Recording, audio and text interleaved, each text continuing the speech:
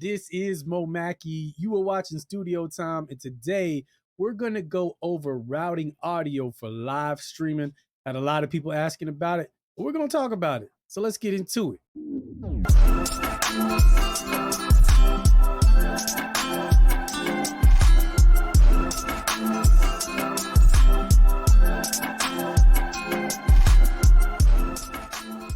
All right, now there's a couple of things that you need when you're going to live stream, especially if you're going to be the main host or the guy all the audio is running to and you're running it back out into all the different live streaming platforms.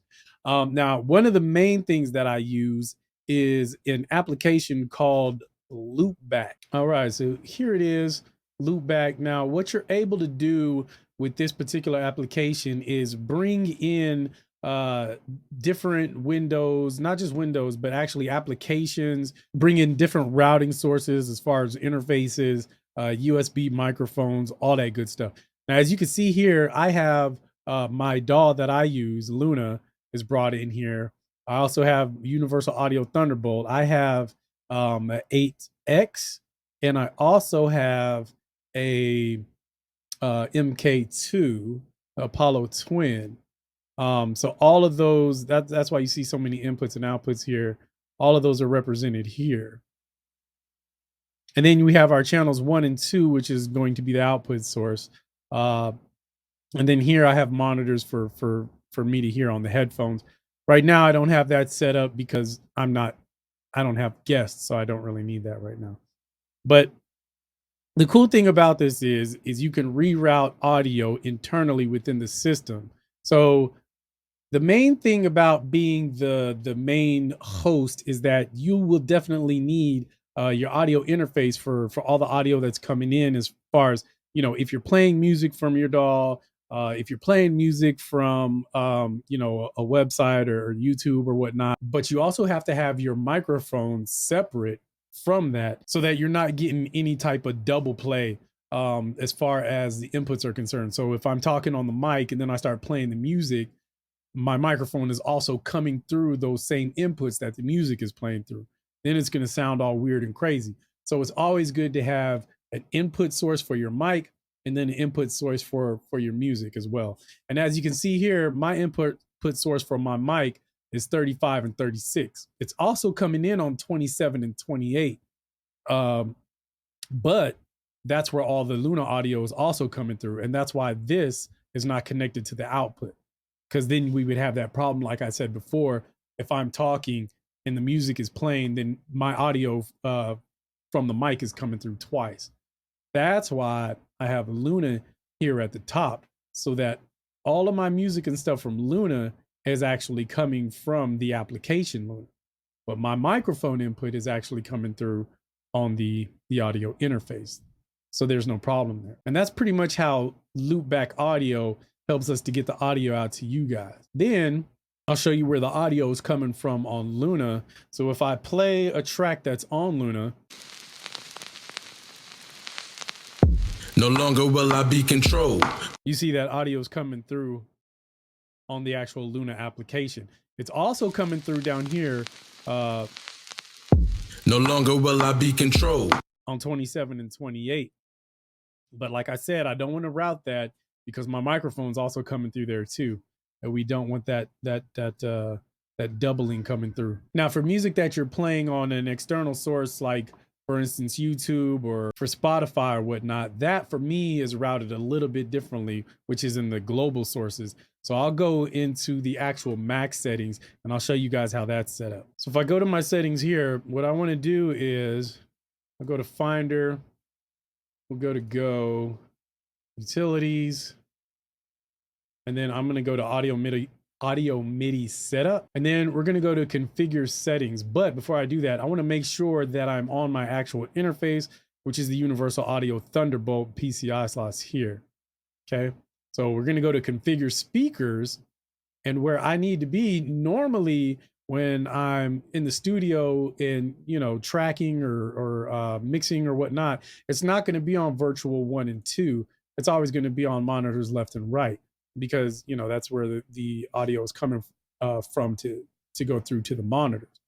But in this case, what I want to do is I want to route the YouTube or Spotify music through my virtual outputs. So it's coming straight from YouTube and going to my virtual channels. Okay, and that's how I have it set up here on virtuals 1 and 2. You click done and apply. They're already set here, so I don't have to do that. And then once that's done, if I play the audio, I'll show you on Loopback. Hey, Joey Hustle, man. Talk to me for a minute. This your boy Gangsterville, and I'm trying to figure out why. Shout out to Gangsterville. Anyway, so that audio is coming out of 19 and 20 here. That's routed into my channels 1 and 2. So 1 and 2 is, you know, my outsource YouTube.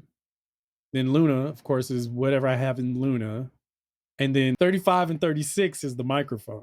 Now, another important thing to note is once you route all of this audio, you also have to make sure that whatever service you're using, the audio is being routed through there correctly as well. And what me and Oplex use is StreamYard. There's a bunch of different ones out there: StreamYard, Streamlabs, Stream Your Mama, whatever. There's all different kinds out there. So when you go to your settings, you want to make sure that your mic is set to loopback. And then on the speaker end, you want to make sure that that is set to whatever your interface is. Like, for instance, in my case, I happen to be using the Apollo Twin and then the Apollo 8X. So the Universal Audio Thunderbolt is going to be my default speaker. And usually on those things, you can test them to make sure that the audio is going through with a little test button. You just press it and they'll play something generic through just to make sure you're getting audio. But you also want to check each one of your sources. So like, for instance, before I do a show, every time I'm checking my mic, I'm checking my outsource, like for instance, YouTube. If I happen to be playing a video, which most times I'll play my videos directly from the computer, I check that source as well. And then you also want to check the audio coming from your DAW if you happen to be playing audio or audio files from there. And you'll be able to look, because most of them, for instance, where I have the mic routed to loopback audio, there'll be a little level meter right there, and you'll be able to see the level coming through. Also, if you're using StreamYard and you have more than just one person on there and you're the host, you know, you're the main, you're where everybody's routing their audio to, definitely make sure that you click that echo cancellation button. Because if you don't click that, then there's going to be an echo throughout your whole show. We've learned that the hard way. And it tells you right here in StreamYard that you'll need to do that. If you're having guests on, you'll definitely have to hit echo cancellation. Not your guests, but you. You do that and you'll be fine. They also have other settings in here for stereo audio.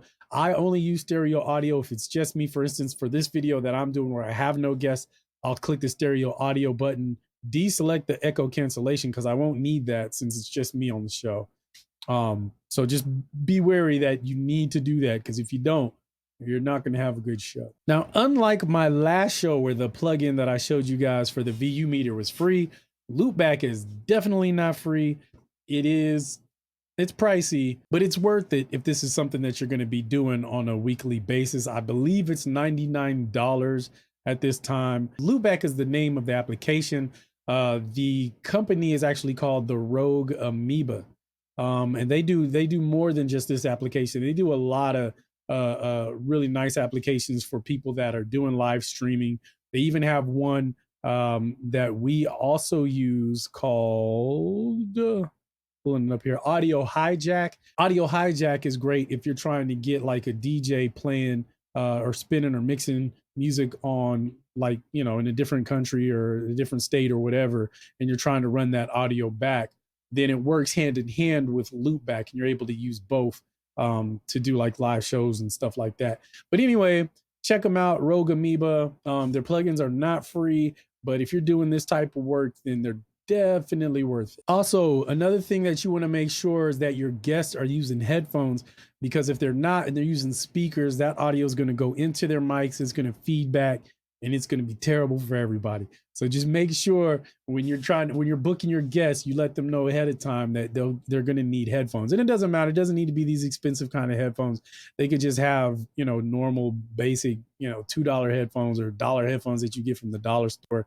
It doesn't matter. This is Mo Mackey with another episode of Studio Time. I hope you learned something today, and I will catch you on the next one.